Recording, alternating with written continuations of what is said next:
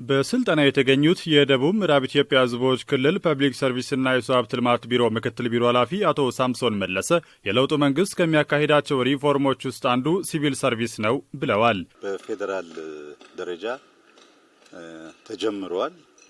በፌዴራል ደረጃ ሲጀመር ሲቪል ሰርቪስ በአገራችን ከተቋቋመ ረጅም ጊዜ ያለው ነው። ነገር ግን የራሱ ፖሊሲ አልነበረውም። ፖሊሲ እንዲኖረው አድርጓል። ፖሊሲው ደግሞ 7 መሰረታዊ ጉዳዮችን ወይም ፒላሮችን ይዞ ነው የተዘጋጀው። የሪፎርሙ ዋነኛ ዓላማ ለዜጎች የተቀላጠፈ አገልግሎት መስጠት በመሆኑ የሚኖረው ፋይዳ ከፍተኛ እንደሆነም ነው የተናገሩት። ፋይዳው አንድና አንድ ነው። መንግስት የሚሰጠውን አገልግሎት ለህብረተሰቡ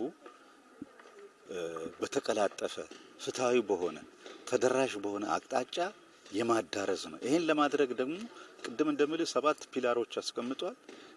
እነዚህን ፒላሮች ለመፈጸም ደግሞ የሚያስችሉ የአፈጻጸም ስትራቴጂዎችን ነድፏል። ይሄን መሰረት አድርገን ክልላችን የሚመራበትን ሲቪል ሰርቪሱ የሚመራበትን ፍኖተ ካርታም አዘጋጅተን ወደ ትግበራ ይዘን ነው የገባነው።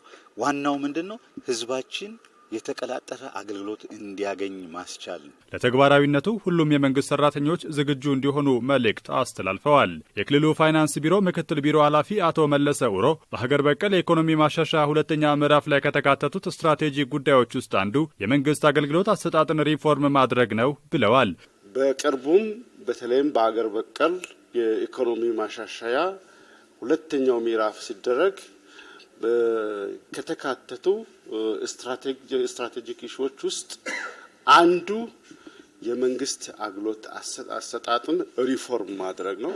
ስለዚህ ይህን ሪፎርም በአገር ደረጃ በፌደራል መንግስት መስሪያ ቤቶች ሙከራ ተደርጎ ሙሉ ትግበራው ካለፈው ዓመት ጀምሮ ተግባራዊ ሆኗል። ሪፎርሙ በሀገር ደረጃ የተጀመረውን የብልጽግና ጉዞ ለማረጋገጥ የሚደረገው ርብርብ አካል ነው ብለዋል። እያንዳንዱ የመንግስት ተቋም የህዝብ አገልግሎትን በብቃት የሚወጣ ጠንካራ ተቋምና ፈጻሚ ሲገነባ መልካም ውጤት የሚመዘገብ በመሆኑ ለሪፎርሙ ተግባራዊነት ሁሉም ዝግጁ ሊሆን ይገባል ሲሉም ተደምጠዋል።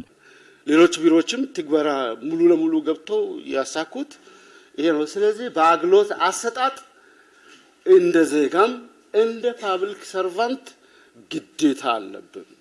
ውጤታማ መሆን አለብን። ውጤት ካላመጣን we are not survive በቃ አናረጋው። የስልጠናው ተሳታፊዎች በሰጡት አስተያየት ሪፎርሙ እንደ ሀገር የተጀመረ መሆኑን ገልጸው በሚደረገው ምዘና ሰራተኛው ራሱን የሚያዘጋጅበት ነው ብለዋል። ሲቪል ሰርቫንቱ የሚሰጠው አገልግሎት በጣም ወሳኝና ቁልፍ ነው።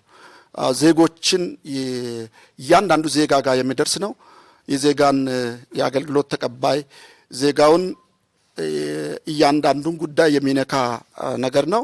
ሲቪል ሰርቫንቱ በምን አይነት ሪፎርም ውስጥ ተካቶ ለውጡን ተግባራዊ ማድረግ አለበት የሚለውን የሚያካትት በመሆኑ ይህን እንግዲህ እንደ ትልቅ መነሻና ቀጣይ ተስፋ እንዳለው ወስዳለሁ። የፐብሊክ ሰርቪስ ሪፎርም ስርዓት በርካታ አውዶችን በውስጡ የያዘ ነው። መነሻ የሚያደርገው ደግሞ የመንግስትን አሰራር የመንግስትን አገልግሎት ለዜጎች ተደራሽ ለማድረግ እንዲቻል ያው የአገልግሎት አቅራቢነትን ሚና ማሳደግ ነው። ውጤት ደግሞ የረካ ተገልጋይ እና የተገልጋይን እፎይታ የሚያረጋግጥ ሂደትን ማምጣት ነው ወይም ያንን ግብ ማሳካት ነው። አንዱ ያው ለስራ እንዲነሳሳ ቅድም ሰነድ ሲቀርብ የነበረው አንዱ ተከታታይነት ሚዘና የሚባለው ማለት ነው። ሰው ራሱን ያዘጋጃል። አሁን ሁሌ እኛ እያንዳንዳችን ማለት ነው የምናቀርበው አንዱ የአገልግሎት አሰጣጥ በስታንዳርድ የሚዘና ስርዓቶች የጊዜ አጠቃቀም ተብሎ ቅድም የቀረበው ሁሉ በየጊዜው እያንዳንዳችን በሂደት እየገመገመን የመጣንበት ስለሆነ ደግሞ አሁን ሞር ምንድነው ይሄ ሪፎርም ውጤታማ ያደርጋል። የመንግስት ሰራተኞች ሪፎርም ዋነኛ ዓላማው ተገቢውን አገልግሎት በመስጠት የተገልጋይን እርካታ ማረጋገጥ ነው ያሉት አስተያየት ሰጪዎቹ የዜጎች አገልግሎት የማግኘት መብት የሚረጋገጥበትና መንግስትም ግዴታውን የሚወጣበት ነው ብለዋል።